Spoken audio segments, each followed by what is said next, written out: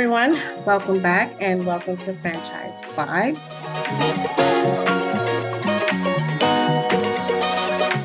And the vibes we want today is dollars and disclosures. So today we're going to be breaking down the item 19, and I'm excited because joining us today is the item 19 guru himself, Jorge Quintana. So thank you so much for joining us. And I would like for George to go ahead and give us a short introduction. Tell us about yourself and your background and your journey in becoming the item 19 guru. So I've been in franchising about 15 years now. Started in franchising with a small tax franchise in Brooklyn. We quickly launched that with Steve Biegelman at SMB Franchise Advisors. We were their first client.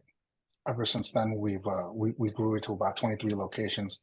I left the franchise at that point to pursue my own accounting practice, and reconnected with Steve Biegelman to help him do some item 19 disclosures. Ever since then, we've helped about 50 franchises a year either launch or renew their franchising status, and it's been a hell of a ride. Nice, nice. It's very interesting. So I'm glad that this is the vibes that we're on right now. For those who might not be familiar, could you briefly explain what item 19 is and the significance in the franchise world? So the item 19 is pretty much your financial disclosures for your company-owned units. You want to, it's in the accounting terms, your profit and loss displayed for your potential franchisee to review. Now, I understand that some people have chart of accounts that are 3 pages long. A franchisee does not have the time to look through every single account, nor do they want to, nor is it important, because some of the people, you pay Aunt Susie through your company. We don't want to do that, right? We want to go ahead and make sure that we abbreviate the accounts and something that's more digestible to the franchisor, so that they can go ahead and make an educated decision on what they're going to be potentially buying. So that's what we do. We sprinkle in there some very important KPIs, things that really make the business tick. And this way you can form your own decision on whether or not the business is something viable for yourself. Okay. So how can understanding the item 19 empower potential franchisees in making informed decisions? Just a little more on that. The financial disclosures are going to tell you pretty much what the business did last year. They're never going to be able to tell you what they're going to do, right? Because that's illegal. I can't say, oh, I made $100,000 last year. You can make $120,000 next year. Thank you for saying that. We can't do that, right? But I can tell you, hey, from my experience, last year, I made $100,000 in sales. Right. And this is what my expenses were, and I netted this much money after my royalties. So just understanding how much money the business made, it's key step number one. Other things are key performance indicators. What makes the business ticks? Is it, if it's a restaurant, is it ticket sales? How many tickets did you do? How many tickets do you do a day? How many tickets do you do a month? Things like that. How much is the average ticket worth? Okay. Now you start breaking down the income into actual averages and groups and ticket numbers. If it's a service type industry where you have contractors or employees that are out in the field, how many employees do you have? How many employees are in the field, or how many trucks, or how much did each truck bring in per the gross sales? Things like that will get your mind ticking as to, okay, I have 4 trucks now. They made $100,000. If I had a 5th truck, would I make 120? Who's to say? But it's something that we can go ahead and explain how our money was made, so that someone else can come along and say, I have 5 trucks. I could do it. It's something to spur some thought into what they're getting into, right? Because a lot of the times it's not something you just jump into. It's not like a pool that you're just like, oh, let me just jump in and then I'll get used to it. You kind of have to you kind of have to feel it out, test it out, talk about it, read about it. Put yourself in their shoes. Look at the numbers. Is this something that you're into? Is the culture right? These are all important parts of buying a franchise. And then on the flip side, if you're a franchisor, it's an important thing for you to know that you're not just you don't just give away franchises. you Right. award them. You award them. Absolutely. So if the people don't fit, you probably don't want to sell them a franchise because they're going to be with you for life. They become family. So Mm-hmm. it's like, listen, I get it. Some of your family you probably don't want at your table all the time, but they have to be there, right? They have to be there. You have to invite them for Thanksgiving. So think about it that way. Well, I like the points that you made because in my conversations with clients, it does come up, and I do try to explain to them that it is awarded, even on that side, right? Because to be a franchisee, they want to make sure that you're the right fit as well. Right. So that comes up. So some of the businesses that the franchises that I've shown that I tend to show just so happens to have their item 19. So it just kind of also Mhm. reminded me for there are those that don't have their item 19 and they don't, and it may not necessarily be a bad thing, but they just don't have it yet. And I know that there's a few reasons as to why. And I usually tell them, I said, it's not necessarily a bad thing if you don't see an item 19. It could just mean that they're new. But it just seems like they would always gravitate to the ones that have the item 19. They would think it's an absolute no-no. Is there For anything that you sure. can say about that? Oh, I could talk days on that. The main reason why people don't have an item 19 is because their financials are not ready for it. Right. That's step number one. If you're not tracking your financials using QuickBooks, Zero, anything really, you're not doing yourself any services being a franchise. How are you expected to run your franchise in a manner where you can collect royalties from somebody else if you're not doing the proper things? And that doesn't work that way, Mm, right? So if you can set yourself up on an accounting system, get yourself a bookkeeper, mm, and let them start tracking that information. A mhm, year down the line, you can go ahead and launch renew your franchise agreement with a decent item 19, right? So it's important to have your financials in place before you start franchising, so that this way you can see what it's doing. If you don't have a pulse on it, then what are we doing? You know, it's just like I tell people all the time. It's like I can tell you, hey, I'm going to sell you a business because that's what you're doing when you're doing a franchise. I'm going to sell you the potential to have this business. The first question they're going to ask you is, do they make money? Well, mhm. I can't tell you that because it's not on my item 19. Are you going to want to buy it? It makes it a little bit harder of a sell. So that brings me to what I was thinking too, because it's like I also help and pair them with actually your company. This is how I met you, is through Mhm. SMB. For people who are looking to franchise their business, they feel like they're in a position to franchise. So if there are emerging brands, what how where does that leave the emerging brands? Because technically, if they just started, then they wouldn't have an item 19. Is that correct? So no, no. All you need is 1 year's worth of financials, Okay. right? So generally, emerging brands have decided to franchise because their last year went really well, Okay. right? It's not something that I woke up this morning and be like, I'm going to start a franchise, Right. and then it's like, what am I going to do? I don't know. I've never done it before. I'm going to make it up. That doesn't happen, right? Hmm. Generally, it's something like in my instance, we were an accounting practice. We were a tax office. We did amazingly well. We had 6 locations, and we said, "Oh my God, our friends want to do this." And then we sent them to like Liberty Tax Service or whatever, and they came back and were like, "I don't want to deal with those guys. I want to deal Okay. with you. We like you." Got it. So that's what spurred our journey, right? And that's how we became a franchise, and that makes all the difference. I just like I would never have tried to franchise year one because year one was not good. It was Okay. good, but we lived off of ramen noodles for a year. But what are we gonna do? All right. So how do changes in economic conditions or industry dynamics impact the information provided in the item 19? That's a good question, right? So basically, we always want to show the item 19 in its best light. That's just a fact, right? Mm-hmm. So if we see an uptick growth, I'm going to show the year over year financials. I'm going to show the growth year over year, the trends that are happening in that year. Now, if it's a downturn, right? I don't want to do a comparison because I don't want to have to explain why I made $1 million last year and this year I made 900,000. Right? Mhm.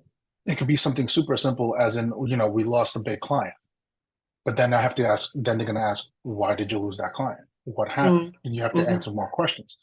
So, and questions that are in sales, they're like no questions. Questions that always lead you to a no. Right? In sales, you kind of want to do yes questions. Did you like what I said? Yes. Did you like stuff? Yes. And it always leads to another yes. But if you show the downturn, it leads to open questions. Now, unless you have a super great solid question, which is why the item 19 is so important to be a document that gets revised every year, and the KPIs change. And it's important to have those questions. I tell all the franchisees when they first launch, your best friend for the first couple of years of you franchising and going to these shows is going to be taking a pad and paper to the show, because Mm. everybody that comes to you and asks you a question about your franchise, you should be able to answer it. And if you can't answer it and it's not in your item 19 and you can't answer it, you should write that down.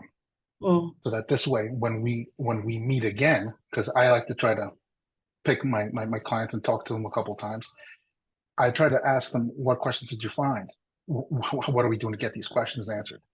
Can we put a table together in the item 19 so that this way, when they ask you those questions, because those questions become repetitive, right? Mm. When they ask you that question again, you can point to your FDD page, 187, and say, well, this chart tells you exactly, how many transactions per year I made and what the average cost is. Answer. And it's Mm. definitive. So I think it's something that's valuable to keep in mind, right? Mm. Those are that's the most important part, is that it is a growth. It is something that gets cultivated and grown over time, and it just gets more elaborate and more elaborate until your name is so big that you don't need it. So if we go start navigating into the financial part, the financial disclosures for someone considering a franchise, what key financial indicators in item 19 should they pay close attention to? So let's say for a restaurant, for instance, one of the most important parts, your cost of goods sold, your direct labor, and your gross margin tells you a lot, right? Mm. The rest is kind of like, especially restaurateurs, they understand the square footage, they understand staffing, laboring, and all that stuff. So they already know more or less how much money they can take home, right? For if it's let's say a service industry where I send trucks out, you want to know, the key performance indicator for me at that point would be how much money did my trucks make? So if I have 5 trucks and I made $1 million, each truck made, $200,000. It's pretty important to know that, more or less, well, if every truck is worth, about $200,000, good. Then what happens if I had a 6 truck? I don't know. Maybe make 102, a million Mm-hmm. too. So it's Okay. something to spur the thought. We don't ever tell them that. You can't tell them that, because Right. that's projecting what they're going to make. Right. But if we put down what happened last year, if I had 5 operational trucks and I made $1 million, one can assume that each truck is worth about $200,000. Or I'll put a chart in there that says this truck made this much money, this truck made that much money, and it might not be 200, but it might be around what they each make. Okay. All right. And that's the important part of the bookkeeping, right? Because the bookkeeping would tell you if who the servicing is, or by your CRM who you're sending out to whichever client, right? Then you could tell how many clients each truck made. You could tell how much money each truck brought in. And this is the important parts of getting those KPIs in place, right? Because Yeah. like I said, it varies by industry, and it could be so many different things. That's why All we right. actually take our time to do the item 19, and it's not something that we just drop in your profit and loss and be like, oh, see you later. Mm-hmm. It's we cultivate it, and we talk about it, and we discuss it, and we kick it back and forth. And listen, we don't get it done the fastest, but we get Mm-hmm. it done to a point where the sales reps love what we do, because of the fact that we put so much detail into it, that it's hard for them to say, oh, you missed something. I see what you mean. So, so in your opinion, what are the essential questions a potential franchisee should ask when reviewing the item 19? As a buyer, right? One of the things that you would look at is, um, if you look at the bottom line, right, on the item 19. if I'm leaving a job where I'm making $200,000 and the item 19 is telling me that I'm going to make $60,000, is that feasible for me? Do I want to do that? Probably not, right? So, would I be happy taking that salary? Is it going to be passive salary, or is it going to be I have to work for it? If it's passive, I might think about it as an investment, right? So these are things that we have to think about. The return on investment. How long is it going to take for me to make my money back? Also very important. Those are the two key ones that I would always look at. Okay. Well, I think I should have probably started with that just in case, for our audience, we don't know if they know the difference. So I should have probably said that. So when we're talking about franchisees, we're talking about the individual owners, the ones who are buying, like as he mentioned, Right. buying business, investing in the business, whereas the franchisors are the brands. That's the brand that you Right. get. So I just want to make sure. on the franchisor side, one of the things that I would look at is exactly what I just said: is who am I looking to attract? Am I looking to attract a white collar guy who's going to Mm-hmm. come in from an office job or a CEO to invest money into this? Is he going to be actively turning wrenches? Do I want him to turn wrenches? Is he going to want to turn wrenches? Probably not. But Mm-hmm. can I make it so that this way he can manage someone turning wrenches? How would you sell that? Maybe that person wouldn't get, just one franchise. He would get a multi-unit so that this way he can develop multiple and manage oversee all of the 3 locations. That Mm-hmm. might be something else. It all depends on the sales process, because that's how I would do it. If I was selling a mechanic shop to a CEO, I Mm-hmm. wouldn't tell him, I will need you to turn wrenches. I would Right, say, exactly. I need you to manage the people that are turning wrenches. I need you to oversee the sales cycle and everybody Mm-hmm. else, and maybe attract bigger business. Right? That's how I would position it. But once again, you have to be able to tell that story. Right. And I like that you touched on that because I think that that's something that's also important because even when I sit with clients, I think at time when they hear the industry or they hear the business, they may want to move past it because they're not thinking it's like, okay, you do know that you're not going to be the one that's actually going to be cleaning or that's actually going to be turning the wrench, Right. as you said. Right. Your skills, it's important for me to understand what your skills are. So if you are a Correct. manager and you have those types of leadership skills, then this may be a great business for you. So I'm glad you did touch on that. Exactly. So if I was, listen, I was a diesel engine mechanic in the Marine Corps, so I'll gladly turn a wrench.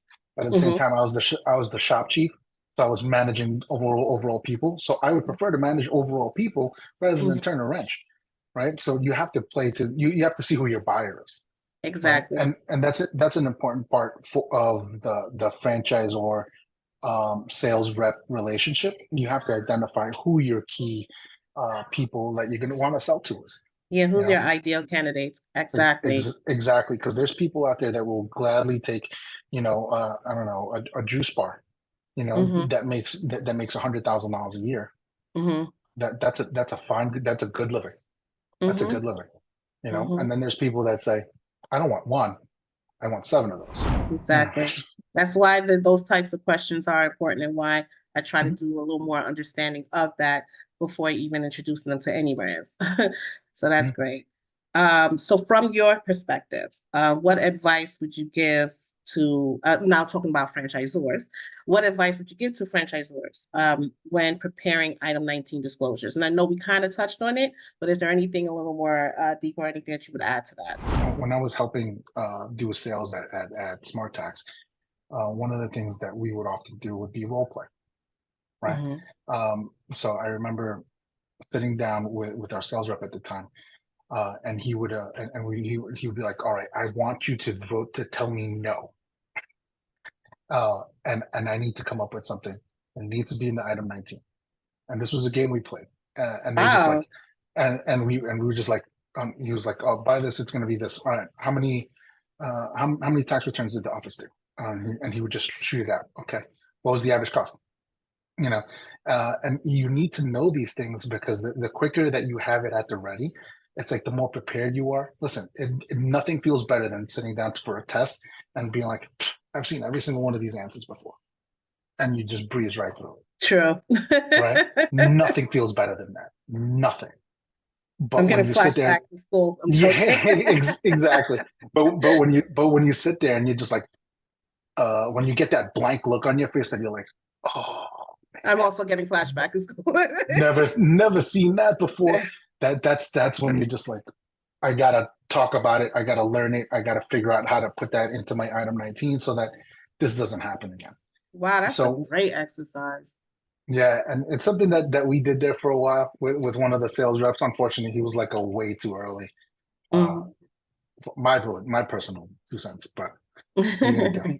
So, how can franchisors ensure that their item 19 is both informative and compliant with regulations? Anything that you did not touch on that we could say for this?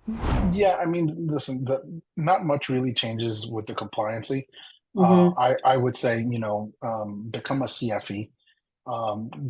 Join the IFA. Mm-hmm. Go to the learning sessions. That's a great source of information. Then the what does change is the way you want to lay it out, what you want to talk about, right? So, for instance, one of the things that we have started implementing was for the businesses that we would hire a manager, right? Instead of lumping in his salary into sales, I would break it out so that I have a managerial salary line on my item 19. And people would be like, oh, well, it's the same thing. Why would you do that? Like, because now I can talk about, I hired a manager to do this Mm, for me. But if you don't want to mm, hire that manager, you can keep that money. got it. Make sense? Yeah, it does. It's a little tiny tweak Mm-hmm. that allows you to elaborate on the operations of the business.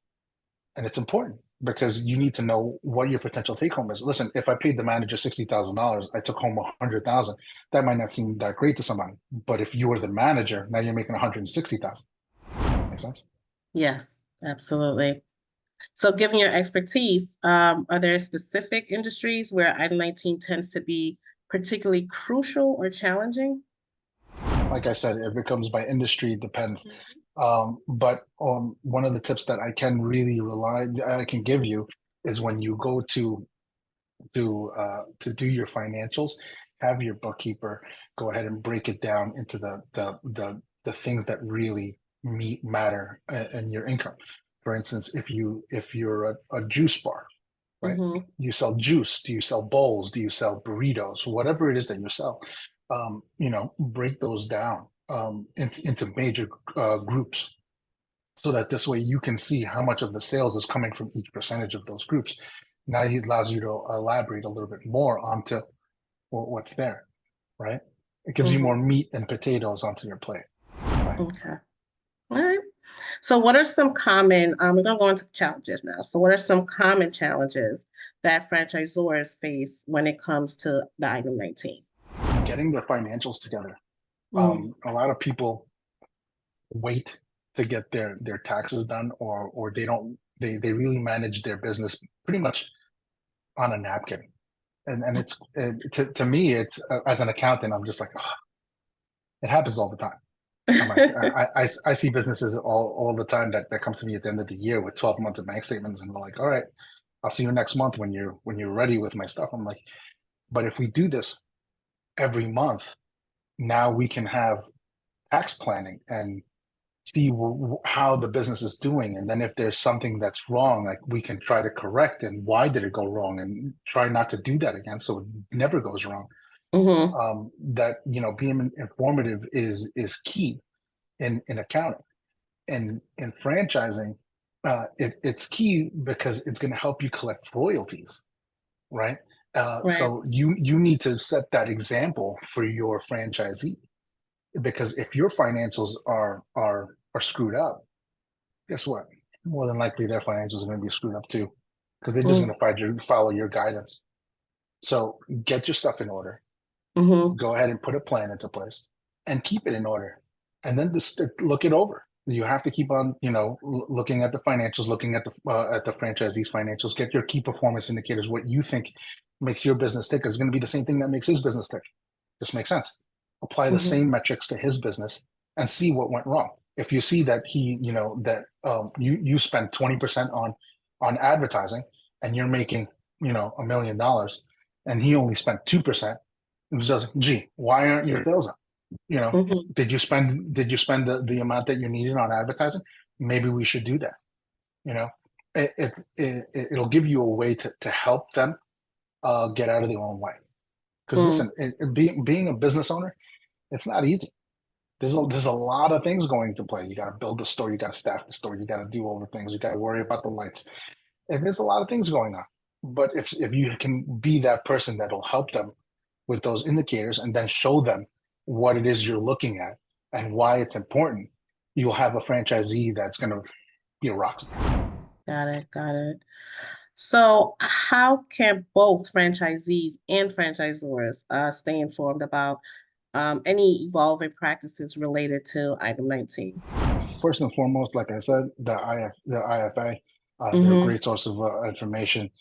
Getting your CFE certification and attending doing your due diligence and attending the Mm-hmm. webinars, the in person, shows, the trade shows, seeing what's out there because there's always new technology and somebody that thinks that they know how to do it better, and some people do, and it's just you just gotta go out there and learn. All right. Well, I mean, just as we start to wrap it up, and I definitely want to speak to both the franchisees and franchisors, so aspiring business owners as well. Um, for our viewers that may be eager to embark on a franchise venture, what's one key financial takeaway you'd want them to remember from our conversation today? Or even if we hadn't touched on it, what's the one thing that you think they should remember? Get ready. Okay, get ready. And this goes for the franchisor or the potential franchisee. Um, just because the price tag's at $75,000 to get into the franchise Hmm. doesn't mean you're going to spend more. If they tell you that between the build out and the initial franchise fee, it's going to be $200,000, you should probably have 250 to 300,000, just because of the fact that once you spend that money and you're up and running, you're going to need to over advertise. Uh, and I've seen this because we've had a franchise when we had the Smart Tax franchise, we were we had a minimum spend for your grand advertising budget, right? Those that Hmm. spent the minimum advertising did okay. But the ones that really, really put the money into the advertising, I'm talking about Hmm. almost double, they Hmm. really did well that first year, right? So you kind of want to do above and beyond. Just because it says you have to do $5,000 worth of advertising for that first 3 months, 4 months, no one's going to yell at you if you do 6,000, right? So Right. you have it, so the minimum or what they tell you is, think of it as the minimum spend, right? So know that you want to do better.